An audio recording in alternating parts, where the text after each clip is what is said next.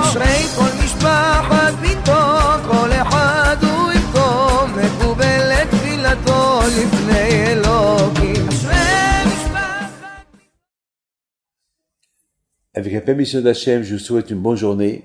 On va continuer ce que nous avons commencé hier. Hier, on a parlé du mazal. Que le mazal n'est pas facile. Et le mazal, c'est le respect des conditions. Il y a des clauses, il y a des conditions à respecter. Lorsqu'on fait lire l'Aktuba, on lit les conditions que l'homme il a vis-à-vis de sa femme, et la femme aussi, les conditions qu'elle a vis-à-vis de son mari. Vous savez que il y a quelqu'un qui m'a posé une question. Pourquoi l'homme il doit acheter à la femme et lui dit c'est quoi, qu'est-ce que cela signifie? L'homme qui achète sa femme avec la bague. On demande au monsieur, c'est toi qui as acheté la bague? Parce qu'on ne peut pas acheter une femme avec une bague qu'elle appartient à quelqu'un d'autre. Non, il faut que c'est l'homme qui paye la bague. Et c'est quoi, pourquoi acheter? Les amis, vous savez, Hachamim, il parle du thème acheter. Ça veut dire que Hachem, il veut que l'homme et la femme vivent bien. Hachem, il veut que l'homme et la femme, ils soient un couple idéal. Ils soient une seule personne. Hachem, il veut il faut pas qu'il y ait deux rois dans la maison. S'il y a deux rois dans une ville, c'est la guerre. Deux rois dans la maison, c'est la guerre. Alors Hachem, il a donné une supériorité à l'homme, que c'est l'homme, soi-disant, qui achète la femme d'une manière que elle devient sa propriété, que elle est à lui. Elle n'est pas à personne. Pour ça, une femme, pour qu'elle devienne libre, il faut que le mari la divorce. Ou elle devient libre par la mort de son mari. Sinon, c'est pas un objet, mais elle appartient à son mari.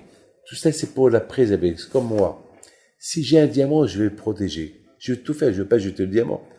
Alors, la femme, elle doit être le plus beau diamant du monde pour son mari. C'est ça, il l'achète. C'est-à-dire, l'achète, c'est-à-dire, il va la valoriser.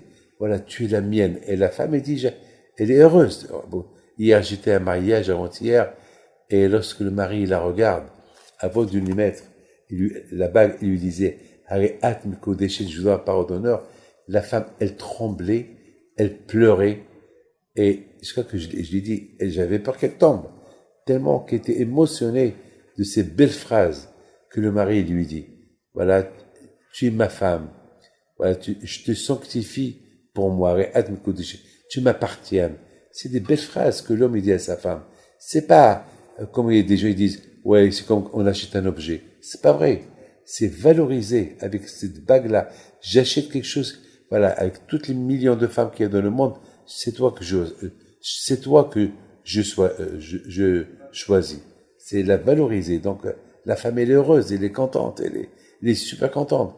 Donc, il faut que l'homme respecte ses clauses, les conditions de l'Aktuba. Il faut aussi que la femme respecte les conditions de l'Aktuba. Bien sûr, il ne faut pas que l'homme rentre à la cuisine et dise à sa femme, qu'est-ce que tu fais? Ça, c'est le rôle de la femme. De l'autre côté aussi, il ne faut pas que la femme rentre dans les choses qui ne lui appartiennent pas. Chacun, Hachem, il a partagé la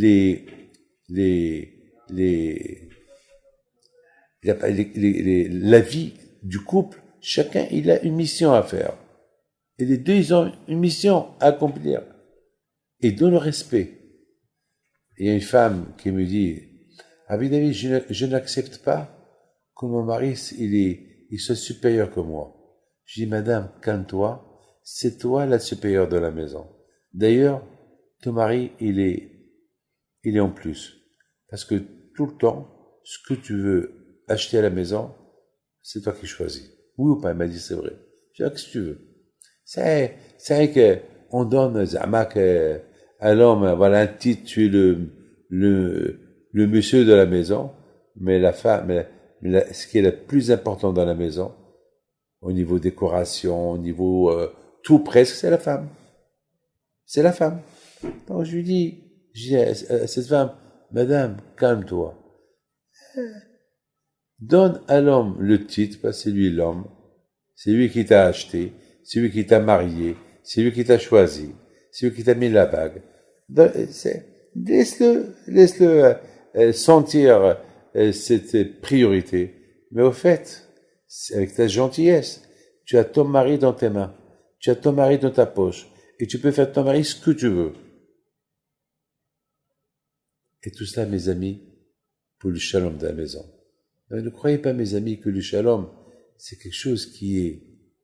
Vous savez que, par exemple, on dit que le vendredi après-midi, on dit aux hommes et aux femmes, il faut être calme parce qu'il y a la tension dans les maisons le vendredi après-midi. Il y a beaucoup de tension. Parce que le Satan, il est très fort pour gâcher le couple le vendredi après-midi. Il est très fort. Alors, il faut du calme. Beaucoup des fois, la plupart des cris et des tensions, ça commence le vendredi après-midi. C'est pour ça, le soir, on a on dit, qu'on récite, Eshet Haïl Mimsa, la fameuse chanson que l'homme, il chante pour la femme tzadeket. Ça veut dire que, beaucoup de fois, ça arrive que, lorsque l'homme, il y a une tension à la maison, le fait qu'il la chante à sa femme, pour considérer sa femme, pour faire la paix avec sa femme. Ils ont instauré cette Eshet Haïl pour qu'il y ait une paix, pour enlever la tension qu'il y a à la maison. Mes amis, une fois je me rappelle, j'étais avec ma femme, ça n'allait pas, et puis j'ai sauté Eshet Haïl. Et mes enfants me disent, papa, Eshet Haïl. Alors j'ai regardé ma femme, j'ai fait un sourire. Voilà, c'est... Mes amis, que le bon Dieu vous protège et vous donne toujours le shalom à la maison. Amen.